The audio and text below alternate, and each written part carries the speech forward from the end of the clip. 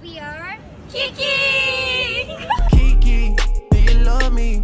Are you Kiki, Kiki, Kiki, Kiki. I do me right. Can you do me, I do my way. Ils ont vraiment gâché ce marketing incroyable avec cette vieille chanson de blanc sans saveur. Starship ne va jamais connaître le succès d'un autre girl group après Hive. On dirait une musique sans droit d'auteur. Pardon. Elle était bonne celle-là. Je pensais qu'on allait entendre de l'hyperpop ou un truc dans le genre. Vraiment, je m'attendais aux filles de FX, pas une chanson générique de nos goûts médiocres. Voilà ce que ce nouveau groupe de Starship nommé Kiki a provoqué. Et vous savez ce que moi j'en pense? Moi je trouve que la chanson elle est vraiment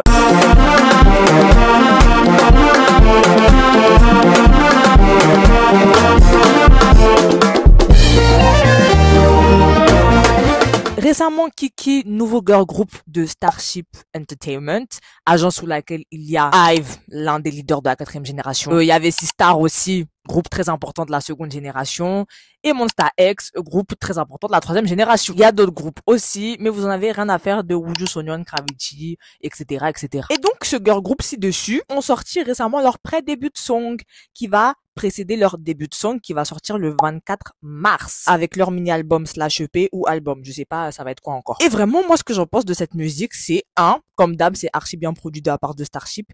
Et la musique, elle est bonne parce que ces filles-là, elles ont des couleurs dans leur voix.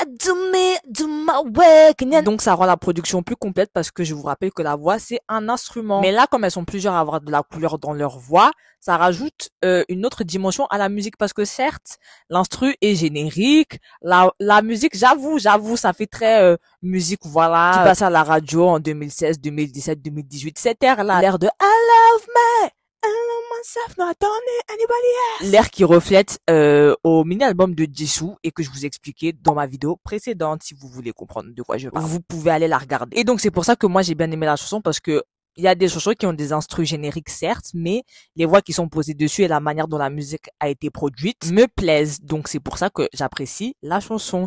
Il y a des adlibs, il y a des superpositions des voix, il y a plein d'harmonies. Et je tiens à revenir sur ces 3 points à chaque fois parce que, de nos jours, ça revient. Récemment, dans les dernières générations de la K-pop, donc j'entends la 4e génération, là, qu'on était en plein dedans, il y a beaucoup de groupes qui n'aimaient pas effectuer ce travail de production, de rajout de voix, harmonie en fonction des octaves aiguës ou graves, rien du tout. Et donc, ils laissaient leur voix sans rajout. Seulement si t'as pas une voix atypique ou une très bonne technique vocale ou t'es un bon chanteur, quoi, ça passe pas la plupart du temps. Ou même si t'as tous ces points-là, ça peut très vite devenir redondant parce que le but dans une production, ça va être de captiver l'oreille de l'auditeur. Faut que l'auditeur il soit stimulé musicalement, qu'il entende les énergies que tu voulais véhiculer, les émotions que tu voulais dégager à travers ta voix, que chaque écoute soit comme une nouvelle écoute pour l'auditeur. Et vous savez comment on fait ça?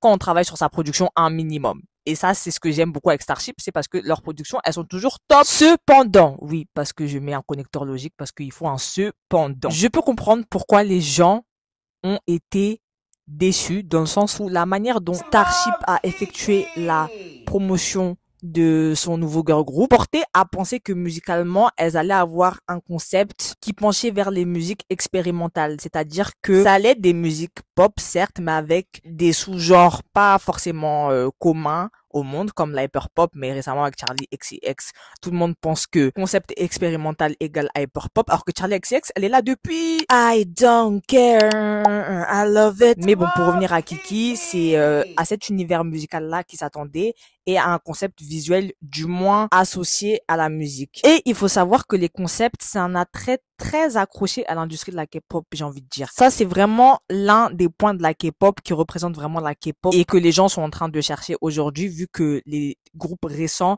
font des sons plus accessibles au monde entier. Or que la K-pop, ça comporte aussi cet aspect du visuel qui va s'apparenter au concept et donc du coup dans le groupe ou dans leur clip, tu vas voir une certaine histoire, un certain lore à travers des chorégraphies et des visuels différents qui vont représenter des côtés très mignons, très futuristes, très sages, très doux, très bizarres, excentriques comme ils s'attendaient pour Kiki ou très sexy et tout ça, ça va se refléter dans leur concept. Et ça va se refléter pour le coup à l'extrême, surtout dans le style vestimentaire. Et c'est ça que les gens ils sont en train de rechercher dans la K-pop parce que c'est ça qui est en train de partir en soi. Les gens ils s'habillent juste de manière stylée, ils font des musiques sans avoir un concept visuel bien défini. Après je dis pas que tout groupe doit avoir un concept visuel bien défini, mais je dis que c'est l'un des traits de la K-pop qui fait que la K-pop soit aussi K-pop.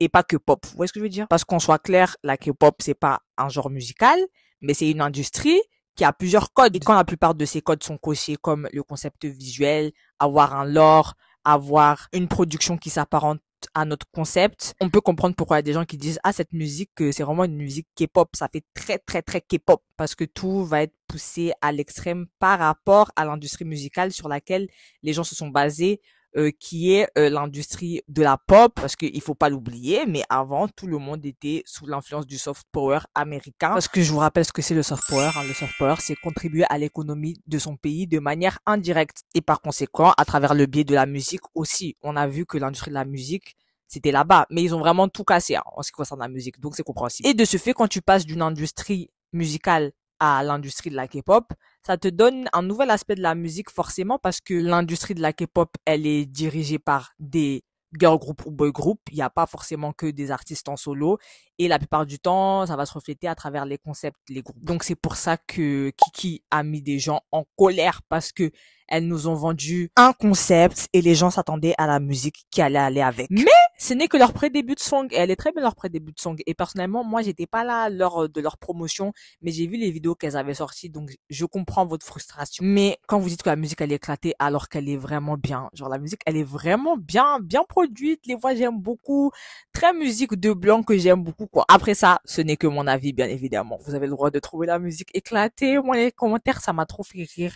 Comment ça musique, on dirait une musique libre de droit d'auteur. Ça me fume! Mais ça me confirme encore une fois que cette 5e génération, c'est vraiment une génération top. Moi, j'aime beaucoup. Ils produisent de bonnes musiques. Et je trouve que Starship a fait un choix judicieux en débutant un nouveau girl group au moment de la période active de Hive. Car de une, ça fait des années qu'elles explosent tout. Donc, sortir un groupe, on va les comparer à Hive. On va dire, ah, c'est leur petite sœur. Du coup, elles auront forcément un bon support. Les gens vont aller regarder. Ça va leur donner un bon départ de visibilité. Surtout qu'en ce moment, Hive, elles sont reparties sur leur lancée de musique qui gagne beaucoup, musique show. Elles sont très en vue en ce moment, très cotées et elles sont pas en période creuse. Donc forcément, elles auront de la visibilité Kiki et ça va leur donner une base solide. Donc voilà, après on verra comment ça va tourner. Mais voilà, Kiki, moi j'ai bien aimé votre pré-début de song, it was cool. Et là, dans 4 jours, il y aura Heart to Heart, le nouveau groupe de SM qui va sortir aussi. Et ça va être intéressant parce que vous savez, leur musique, elle a été produite par qui? Par Kenzie. Kenzie qui a produit toutes les musiques limites de NCT Wish. Et moi, je suis une NCTizen dans l'ombre. Voilà. Mais NCT Wish, en ce moment, c'est trop mon groupe. Et leurs musiques, elles sont super bien produites à chaque fois. Hands Up, tout ça. Et Kenzie, elle produit trop bien. C'est une super bonne productrice. Et vous savez, il y a qui d'autre en producteur? Do you trust my Il love? y a Flo. On a vu qu'il y avait Georgia, Stella et Renée en productrice de la début de song du nouveau girl group de SM. Et Flo, elles ont sorti l'album de l'année. J'en ai rien à faire. Non, pour être plus sérieuse, ça faisait longtemps que j'avais pas entendu un projet aussi cohérent dans un album. Et Flo, c'était vraiment top. Donc là, j'ai hâte de voir ce que la fusion va donner parce que Kenzie, c'est vraiment une productrice de génie et Flo, c'est vraiment un girl group émergent. Et dans leur album, elles ont fait un projet qui respectait leurs valeurs musicales, donc le R&B, tout ça, mais qui était quand même un peu pop, avec même des sous-genres rock. Un peu. Bref, elles ont mis leur album au goût du jour, mais ça reste quand même un album avec des influences majoritairement R&B. Mais Flo, il faut savoir qu'elles ont plein de unreleased songs, c'est-à-dire des chansons qui sont pas sorties, très pop, ça fait très pop sous-genre hip-hop R&B. Ces chansons-là, elles se nomment Flo Bop et Never. Et Never. Ces 2 chansons, j'espère qu'elles vont les sortir un jour parce que ça fait partie de mes chansons favorites de Flo. Elles sont même pas sorties. Donc j'écoute sur SoundCloud. Ce qu'il faut retenir, c'est que le genre, il est majoritairement pop. C'est le genre principal. Et quand elles font des trucs comme ça, c'est des genres accessibles à tout le monde que les gens, ils aiment. Et elles cassent tout quand elles font des trucs comme ça. Donc là, je me dis Heart to Heart. En plus, SM aussi, une agence de producteurs. Oh là là. Quand je vous dis que mes attentes, elles sont hautes à chaque fois concernant SM, je m'attends à du lourd. Je m'attends à de vraies voix, des vraies voix construites avec de la couleur, avec des techniques vocales. Un groupe complet. Ouais. Là, je suis très exigeante quand ça concerne SM. Mes conclusions, en tout cas, 5e génération qui envoie du lourd à chaque fois. Elle graille la génération d'avant. Je suis désolée. Fin de la vidéo. À lundi pour Heart to Heart. Hot to hot. I can't. Kiki, kiki, kiki, kiki. 그시 가슴이 나와.